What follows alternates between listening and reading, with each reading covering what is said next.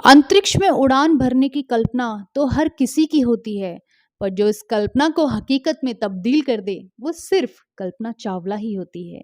जी हाँ दोस्तों, आज भारत की पहली महिला अंतरिक्ष यात्री जिसने मात्र 41 साल की उम्र में अपने नाम इतनी सारी उपलब्धियां हासिल कर ली कि विश्व और देश भर में आज उनका परचम लहराता है। आज किसी को भी उनका इंट्रोडक्शन देने की ज़रूरत नहीं है कि कल्पना चावला कौन है और उन्होंने क्या उपलब्धियां हासिल करी हैं। लेकिन आज मैं आपको उनके जीवन से रिलेटेड कुछ ऐसी कहानियां सुनाऊंगी जो आपने शायद पहले कभी ना सुनी हो। तो चलिए दोस्तों, शुरू करते हैं भारत की उस उड़न परी, उस अंतरिक्ष परी की कहानी जो सभी के लिए प्रेरणादायक है। अगर आपको ये वीडियो थोड़ी सी भी अच्छी लगे तो प्लीज़ एक लाइक देना और चैनल को सब्सक्राइब करना ना भूलें। तो चलिए दोस्तों, शुरू करते हैं भारत की उड़न परी की इंस्पायरिंग स्टोरी। कल्पना चावला जी का जन्म 17 मार्च 1962 के हरियाणा के करनाल कस्बे में हुआ था। कल्पना के पिताजी का नाम श्री बनारसी लाल चावला था और माताजी, जो कि एक गृहिणी थी, उनका नाम संयोजिती था। वो अपने 4 भाई बहनों में सबसे छोटी थी और सभी लोग उन्हें प्यार से घर में मोंटू मोंटू कहकर बुलाते थे। कल्पना जी की आरंभिक पढ़ाई करनाल के टैगोर बाल निकेतन से ही हुई है। कल्पना चावला को बचपन से ही विज्ञान में बहुत ही रुचि थी और उनके पिताजी कहते हैं कि वो बहुत ही ज़्यादा दृढ़ स्वभाव की थी।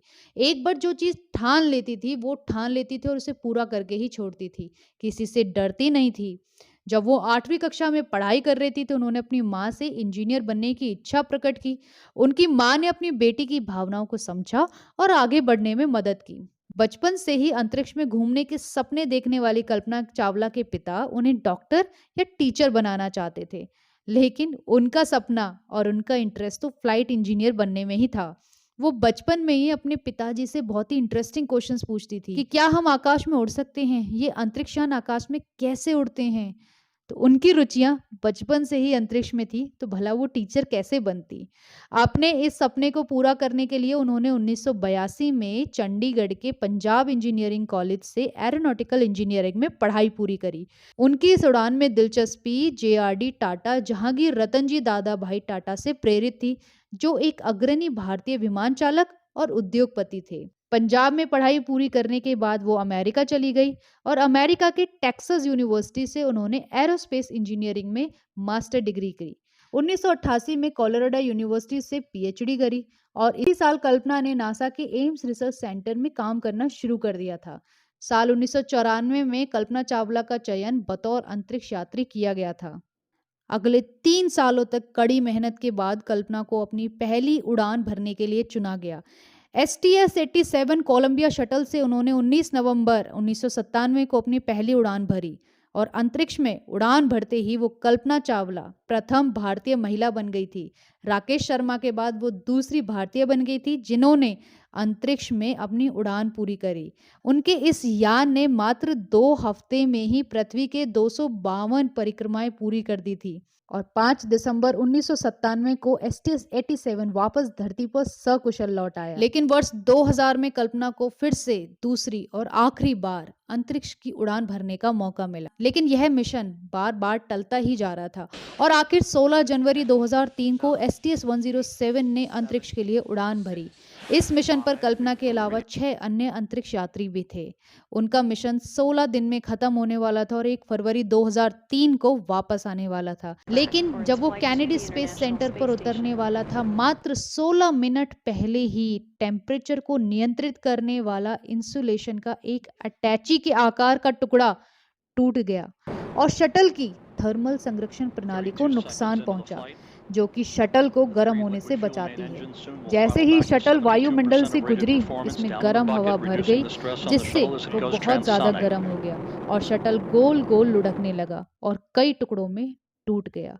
जमीन पर गिरने से पहले शटल टेक्सास और लुइसियाना पर टूट गया और 1 मिनट में सब काम खत्म हो गया। जो करोड़ों लोग आस लिए बैठे थे, उनके वापस धरती पर आने का सपना देख रहे थे, इंतजार कर रहे थे, उनकी आंखों के सामने ये सपना ध्वस्त हो गया। करोड़ों लोगों की आंखों में से आंसू रुक नहीं रहे थे जब उन्होंने अपनी आंखों के सामने इस शटल को और अपनी कल्पना को इस तरीके से आग में जलते हुए देखा। और इस हादसे के 10 साल बाद 2013 में कोलंबिया के प्रोग्राम मैनेजर ने यह कहकर सनसनी मचा दी कि कोलंबिया स्पेस शटल उड़ान भरते ही नासा को पता चल गया था कि यह विमान धरती पर सुरक्षित नहीं उतर सकता। लेकिन उन्होंने इस चीज की जानकारी ना ही किसी अंतरिक्ष यात्री को दी और ना ही किसी और को भी भनक लगने दी। उन्होंने ऐसा सिर्फ इसलिए किया क्योंकि वो नहीं चाहते थे कि उनकी अंतरिक्ष यात्री अंतरिक्ष में अपनी जिंदगी के कुछ दिन घुट घुट कर बिताएं, क्योंकि उनके पास और कोई विकल्प नहीं था। अगर ऑक्सीजन सिलेंडर जब तक थे तब तक वो वहां जीवित रहते और ऑक्सीजन खत्म होते ही वो अंतरिक्ष में ही मर जाते। ये बहुत ही दुखद घटना 1 फरवरी 2003 को हुई। कल्पना चावला की शादी जीन पियरे हैरिसन से हुई थी। उनकी मौत के बाद वो डिप्रेशन में चले गए थे। कल्पना चावला ने जेन पियर्सन से 1983 में शादी करी थी। इनकी मुलाकात एक पायलट ट्रेनिंग के दौरान हुई थी और इसके बाद वो अच्छे साथी बन गए थे। जीन ने ही कल्पना चावला की एज ऑफ टाइम नाम से आत्मकथा लिखी है, जिसमें कल्पना चावला की जिंदगी से रिलेटेड हर एक छोटी मोटी बातें लिखी हुई हैं। कल्पना चावला अंतरिक्ष यात्री होने के साथ ही बहुत ही क्रिएटिव थी। उन्हें कविता, नृत्य, साइकिल चलाना और दौड़ना भी पसंद था।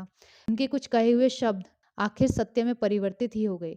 वो हमेशा कहती थी, मैं अंतरिक्ष के लिए ही बनी हूँ, प्रत्येक पल अंतरिक्ष के लिए ही बिताया है और इसी के लिए ही मरूंगी।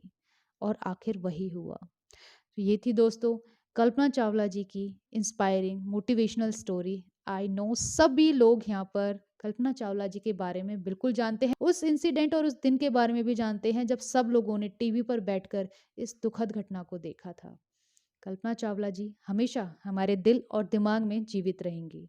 आपकी क्या राय है? आप क्या सोचते हैं? आपने क्या क्या कल्पना चावला जी के बारे में सुना है? हमें कमेंट सेक्शन में ज़रूर बताइए। अगर आपको उनकी ये वीडियो अच्छी लगी हो तो प्लीज़ एक लाइक एंड चैनल को सब्सक्राइब करना ना भूलें। नेक्स्ट हम मिलेंगे एक और इंस्पिरेशनल और मोटिवेशनल स्टोरी के साथ। तो थैंक यू दोस्तों, keep subscribing and keep following. Thank you.